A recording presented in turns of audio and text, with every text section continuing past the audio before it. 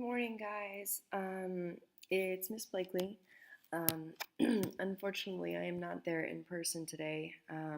My vocal cords have swelled up pretty badly, and so I'm going to be staying home today to try to rest and give them a break and get well as soon as I can. So instead, you are getting a digital version of this lesson while I sip some hot tea.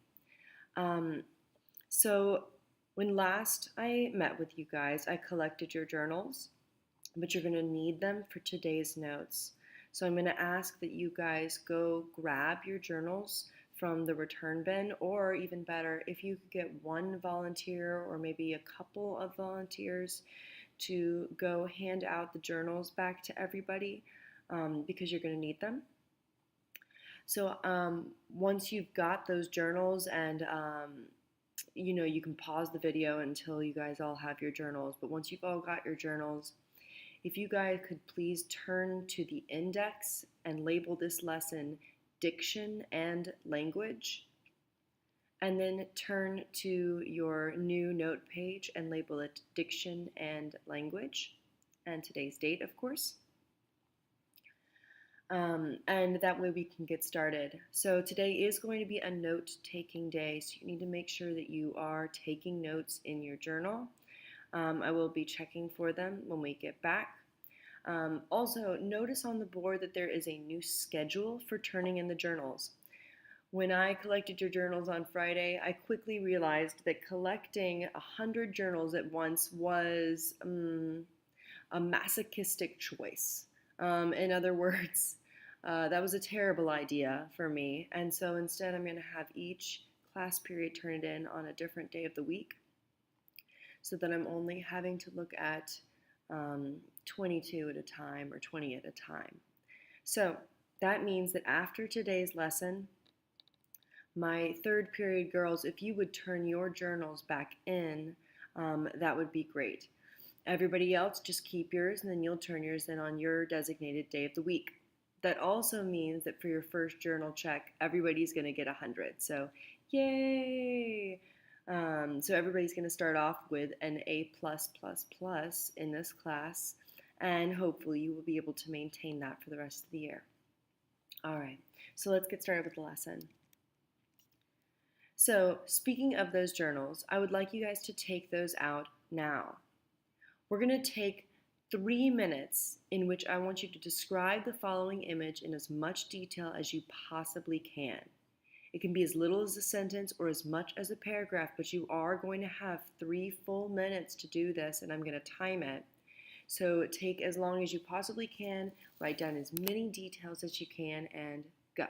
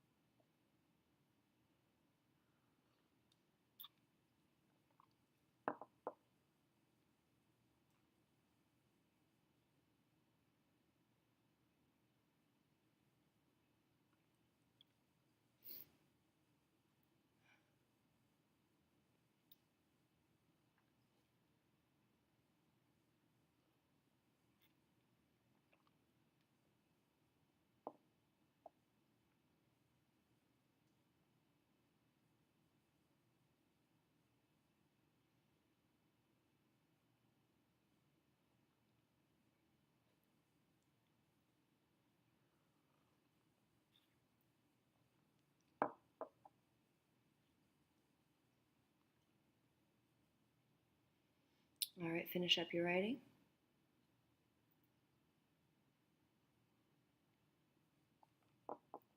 And stop. All right, so this is where normally I would call on some brave volunteer from the audience to read out the description they've read. But since I am not there, if whoever is my wonderful and amazing substitute for the day could pause the video and have somebody read an example out loud, that would be fantastic. So pause.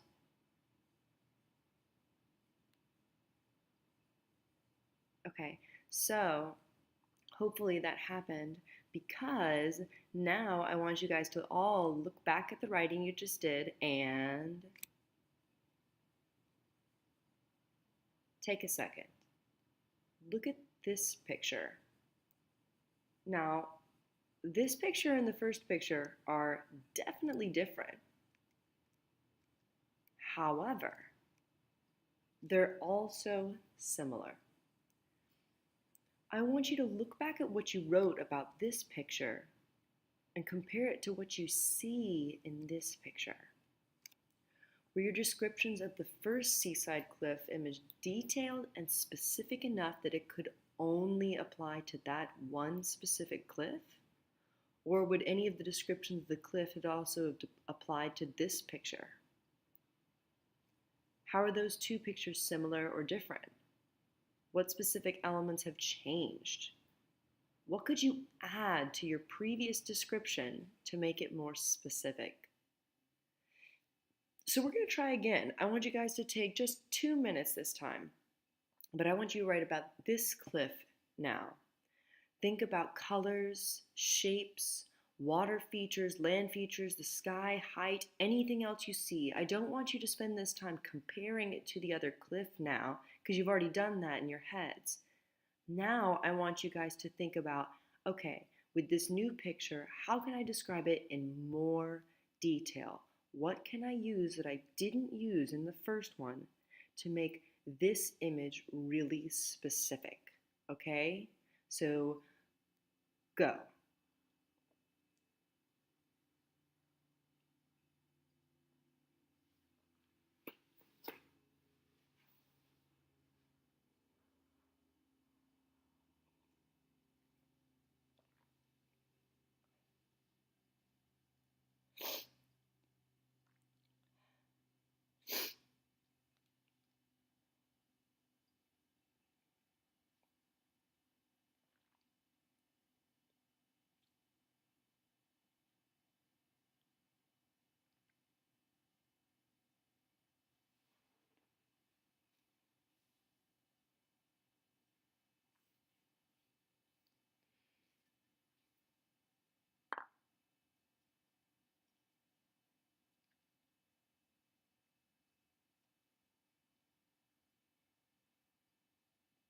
All right, guys, finish up your writing and stop. This is where, once again, I would ask for you guys to share what you've written and talk about how you wrote differently. What techniques did you use to make this picture different from the way you described this picture? Since I'm not there, I would like you guys to take an opportunity, just turn to the person next to you really quickly and discuss a little bit about what you added, what you changed, how you made the second one better than the first, or if you're like, Ms. Blakely, I'm such a boss writer that my description didn't even need to change because I was so good the first time, then that's awesome too. I want you to share that. So just turn and talk for a minute with your partners.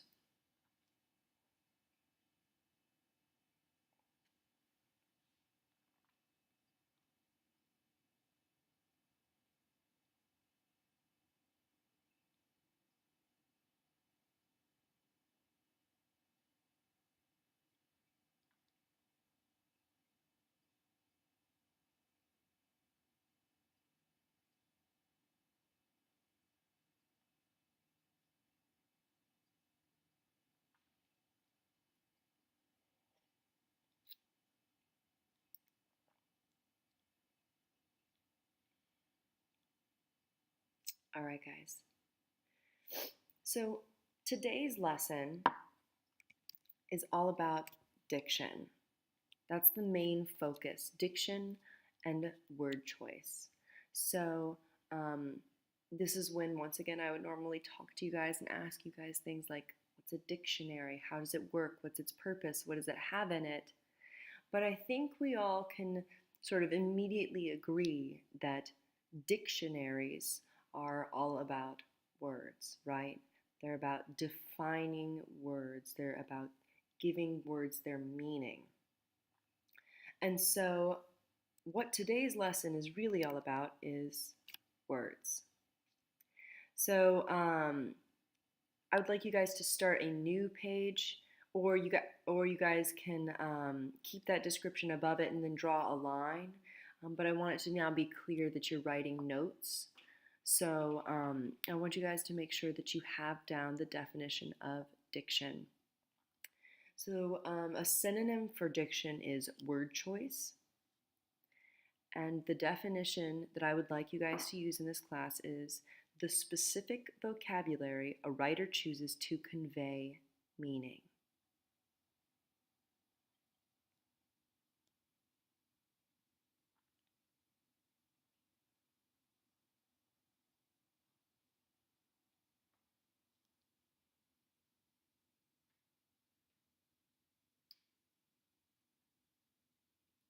So we're going to talk more about what that means, what diction is, what word choice is.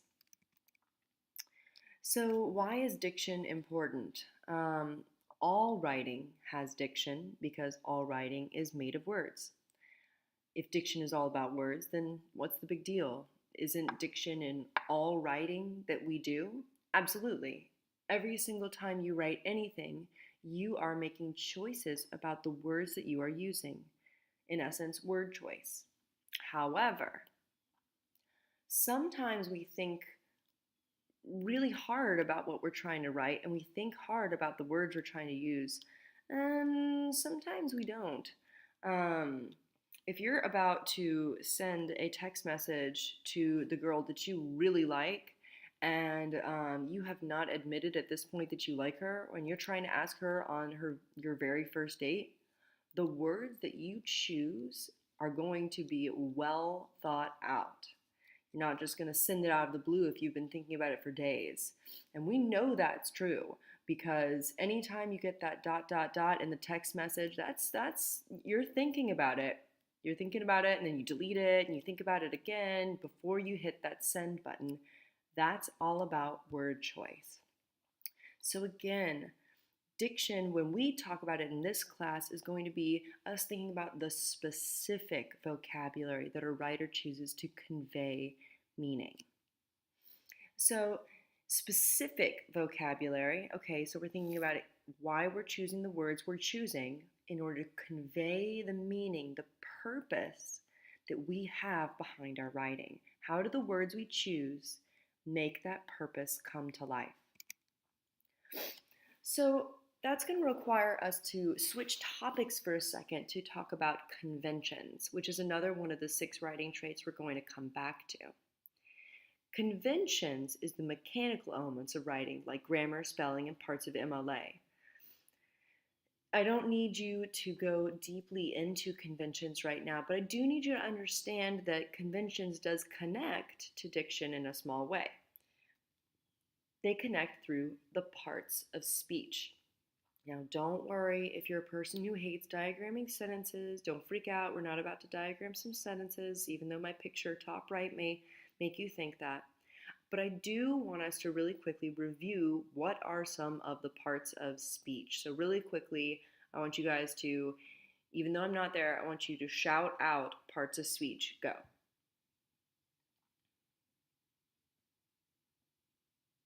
Come on, Park Maitland kids. I know you know the parts of speech.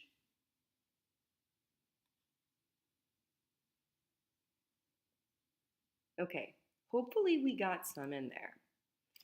So we're only going to be focusing on 3 very basic parts of speech in today's lesson as we talk about diction. We're going to be focusing on nouns, verbs, and adjectives. So again, Diction's definition is specific word choice and its impact on the author's meaning, the meaning you are trying to convey. And in a lot of cases, what the author is trying to do is create imagery. They're trying to create a mental picture. So I want you guys to look at each of these lists of 3 words: plate, platter, tray.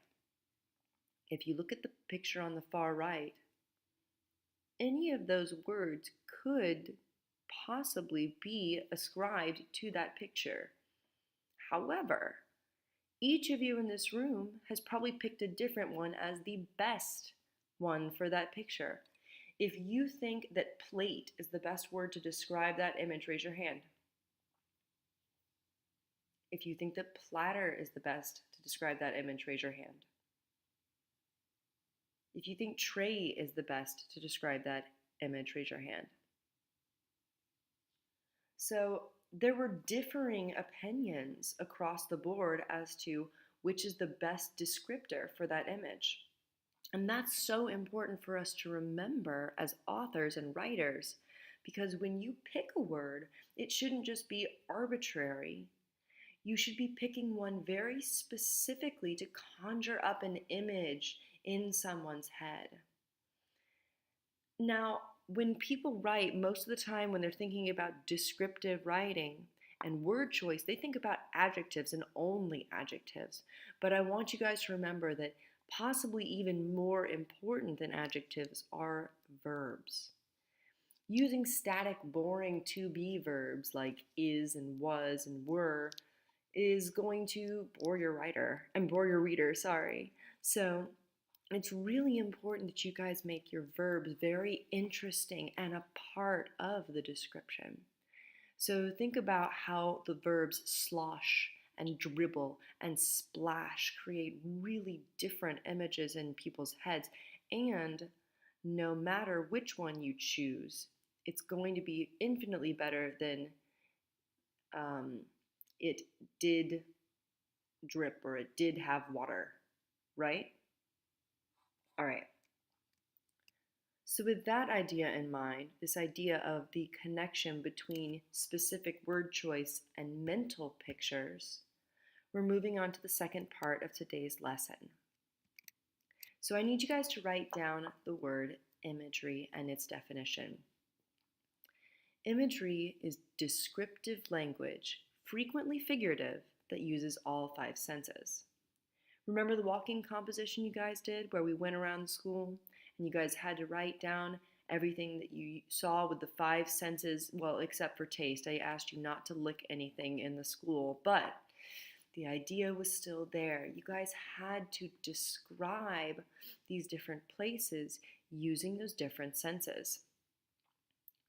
So when you're writing, it's very important that you also use descriptive language, that you use all 5 of those senses.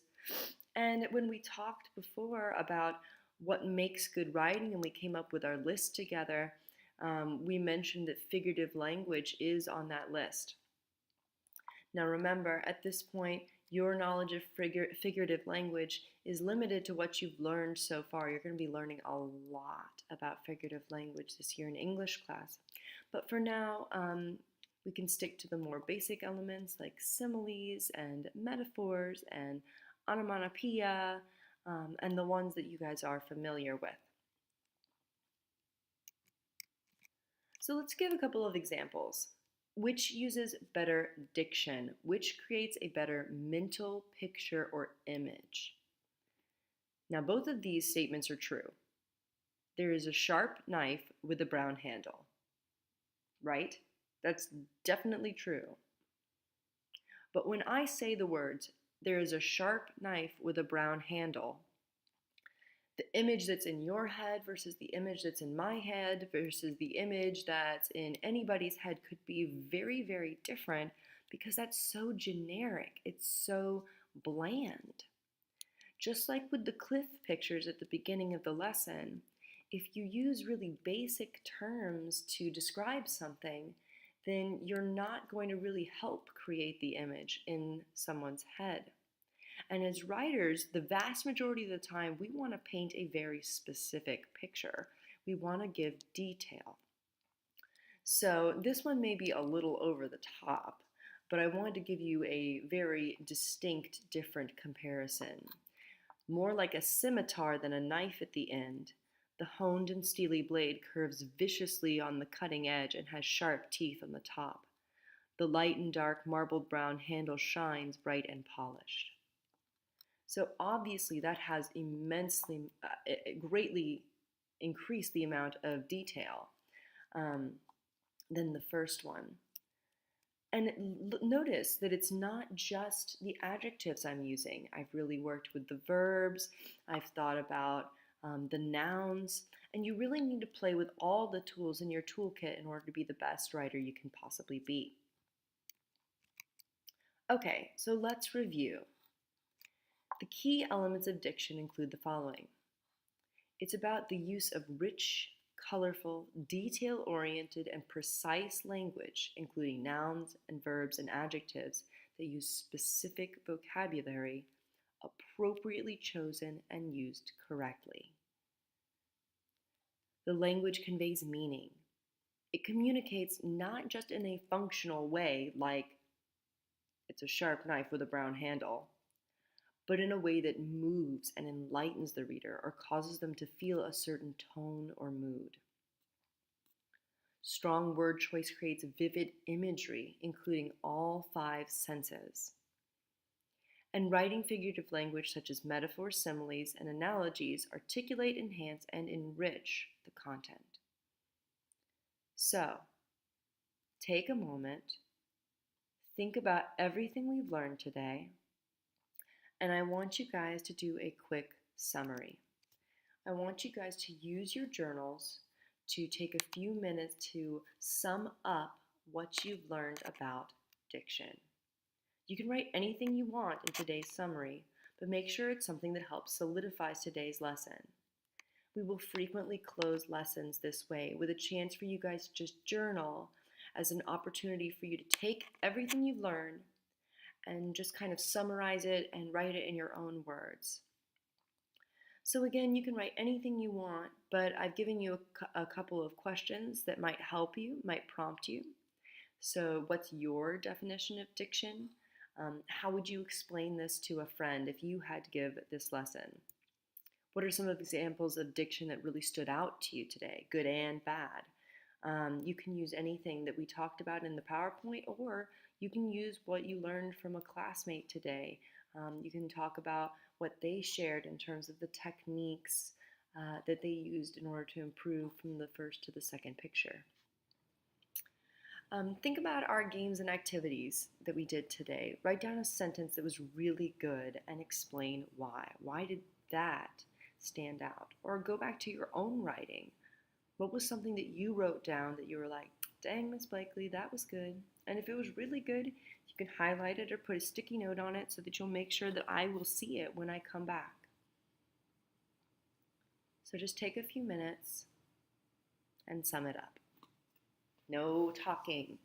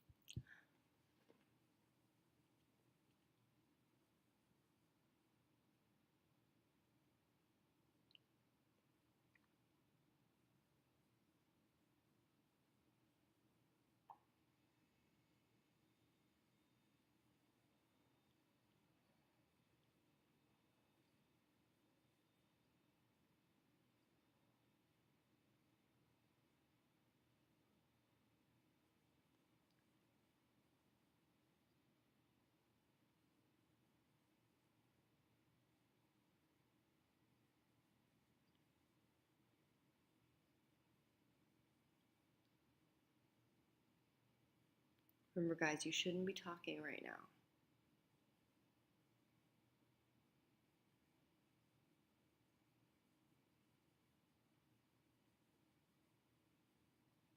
Take another minute. Really reflect on today's lesson. What did you learn?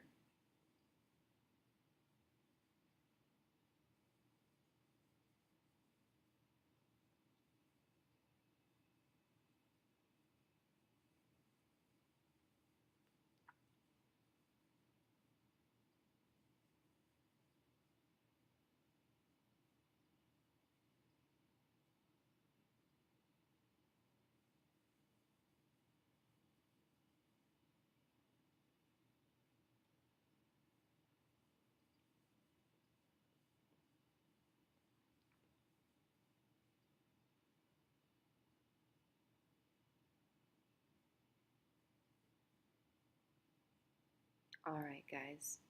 You can finish up your writing. So we are done with today's lesson. So now that we are done, you have a couple of options if there's any extra time left in class. Option number one, if your journals are not in perfect condition, you got kind of a reprieve this time, and I didn't grade them really hard in terms of, is your index perfect, and have you really, taken some time on the cover, and is your name on it, and your period and composition semester 1, and you didn't get any points off for not having the dates in all the top corners and the assignments in the top left.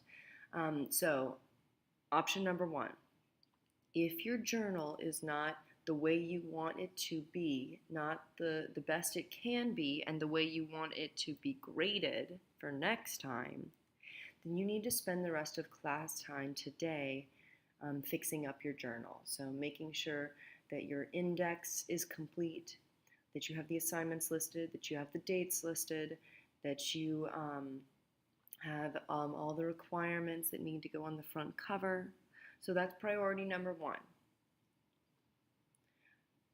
Second option, now that class time is over, I would like you guys to, with what time is left, open up a new page and label it free write with today's date, and then you just have the opportunity for the rest of class to write anything you want. You can even doodle if you want, but make sure that you include words with it. So make sure that it's an opportunity for you guys to just write and enjoy writing. It can be a letter to me. It can be you just kind of babbling about things that are on your mind. It can be anything you want. And remember, if it ends up being something that you're like, I don't really want Miss Blakely to read this one, you always have the option to flip the page in half. But if you end up writing something that's really interesting, or you're writing a letter to me that you want to make sure I see, then just stick that sticky note on it. That's what those are there for, in the center of the table, okay? So you guys are going to have the rest of class to do that. Option 3, and this is really something that is you're going to do tomorrow, but I just want to give you guys the option. I am super bummed that I am not going to be there for the eclipse with you guys today, because I think that natural phenomena is just absolutely fascinating, and for somebody as interested in and who loves nature as much as me, to not get to experience with you guys, experience this with you guys, that makes me so sad. But I really needed today to rest. I can already feel that my voice is going really bad. So what I would love for you guys to do is think about writing a haiku about the eclipse. A haiku is a 3-line poem, usually about nature, with a specific pattern or structure, but it should not rhyme. So the first line is 5 syllables, not words, syllables. So syllables has 3 syllables in it. So the first line is 5 syllables long, the second is 7, and the final line is 5. Your bell ringer tomorrow is going to be to make a haiku eclipse.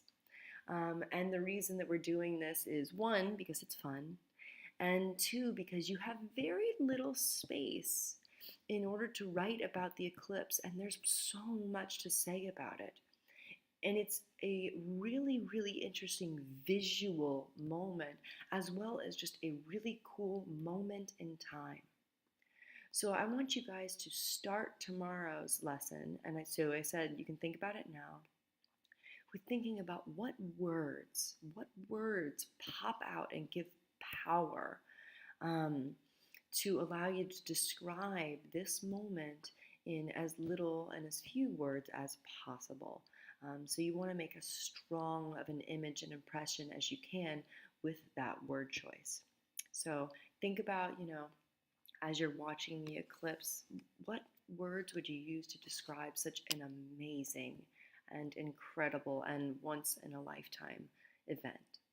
So that's it. I will hopefully be back to see you guys tomorrow, and then my vocal cords will have healed up by then. When I come back, I will be using the speaker in order to teach you guys, just so that I help my vocal cords heal. So I'll see you all soon. Have a great day and enjoy the eclipse.